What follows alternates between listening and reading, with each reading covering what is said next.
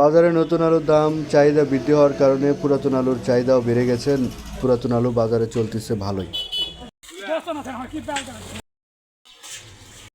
আসসালামু আলাইকুম।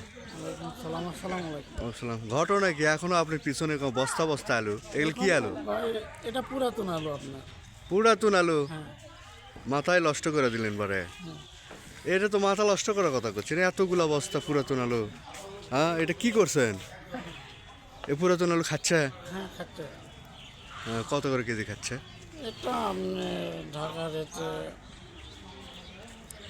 খাবে হচ্ছে যে 16-17 টাকা বা 20 টাকা। 16-17 টাকা অথবা 20 টাকা। খাবে। নতুন আলু কত করে খাবে? নতুন আপনার হচ্ছে 30 টাকা। 30 টাকা। নতুন আলুর দাম বাড়ছে। ব্যস্ত। নতুন আলুর দাম বাড়ুক, আমিও চাই নতুন আলুর দাম বাড়ুক, কারণ পুরাতন আলু তো এটা আপনার মনে হয় হিমাগার কর্তৃপক্ষ বিক্রি করতেছে বর্তমানে। হ্যাঁ, হ্যাঁ। মানে কৃষক ছাড়ে আসছে একবার সব ছেড়ে গেছে এই আলুটা। এই আলুটা। এখনো কেমন আছে আপনার জানা মতো? এখনো আমি তো জানি যে আলু হিমাগারে নাই। বগুড়া এলে তো আপনি প্রীতি কলেস্টোরে 20-30 হাজার বস্তা পার। 20-30 হাজার বস্তা পার এখনো, মানে কম বেশি প্রত্যেকটা স্টোরে আছে। কষ্ট আছে। স্টোর কর্তৃপক্ষ কি এটা পাবলিকও খাওয়ানোর চেষ্টা করতেছে? হ্যাঁ, একটু ভাড়া কমে দিয়ে আলু খাওয়ানোর চেষ্টা করতেছে। আপনার এক বস্তাতে এখন খরচা কত? এক বস্তার খরচা আপনার 200 টাকার মতো খরচা হবে। 200 টাকা। এই 200 টাকার বিনিময়ে আপনি এই আলুগুলো নিয়ে আসছেন। এক বস্তায় ওজন কত? 60 কেজি আপনার। 60 কেজি।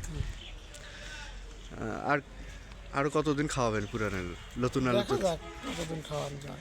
নতুন পুরাতন আলু চাহিদা আছে বাজারে। হ্যাঁ, পুরানো চাহিদা আছে। চাহিদা না হলে আপনি মোকামি দিয়ে বেটায়।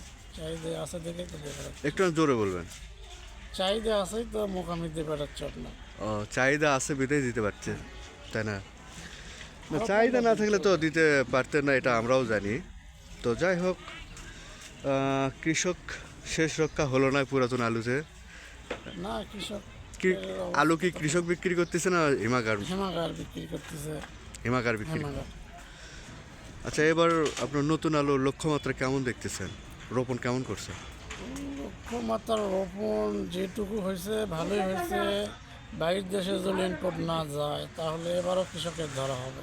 তো বাইরে তো যাচ্ছে, আমার জানার মতো শিখগঞ্জ এই বগুড়া অঞ্চল থেকে প্রায় 11টার মতো পয়েন্ট আমি নিজের উপলব্ধি করলাম, এবং প্রতিদিন আপডেট দিই যে প্রত্যেকটা পয়েন্ট থেকেই, কারণ কৃষকেই প্রায় 4-5টা পয়েন্ট। এটা তো আপনি বাংলাদেশের মধ্যে শিখগঞ্জ থানা। হ্যাঁ, শিখগঞ্জ থানা থেকে এরকম যাচ্ছে। গোটা বাংলাদেশ তো এরকম যায় না।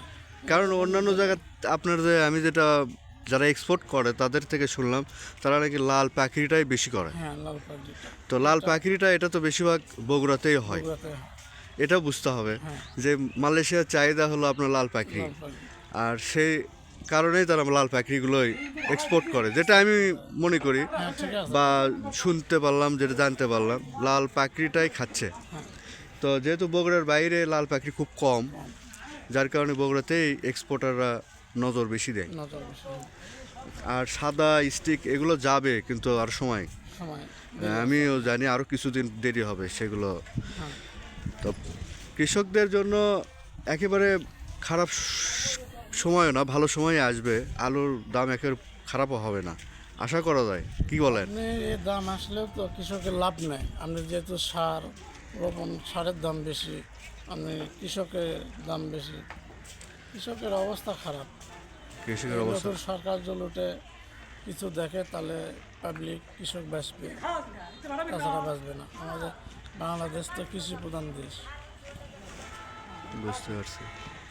ধন্যবাদ। আসসালামু আলাইকুম, অনেক কথা বলার জন্য।